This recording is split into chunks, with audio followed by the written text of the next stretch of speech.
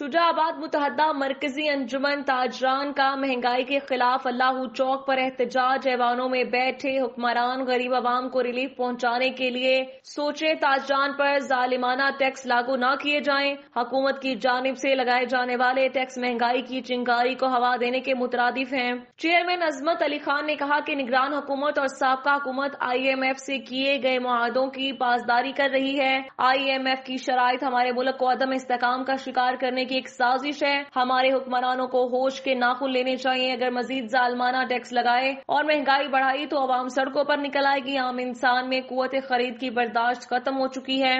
لوگ مہنگائی کی سونامی کی وجہ سے خودکشی کرنے پر مجبور ہو چکے ہیں۔ ہمارے شہر میں دل دہلا دینے واقعات رونما ہونے شروع ہو چکے ہیں۔ غریب باپ اپنے معصوم بچوں کو سڑک پر چھوڑ کر دریا میں کود کر خودکشی کرنے چلے جاتے ہیں۔ ماں باپ اپنے پڑھنے لکھنے والی عمر کے معصوم بچوں کو ہوٹلوں، گھروں، فیکٹریوں میں کام کرنے کی منتیں کرنے لگے۔ بے روزگاری کی وجہ سے جرائم میں حد ممکن اضافہ ہوتا جا رہا ہے، جو انتہائی افسوسناک امر ہے۔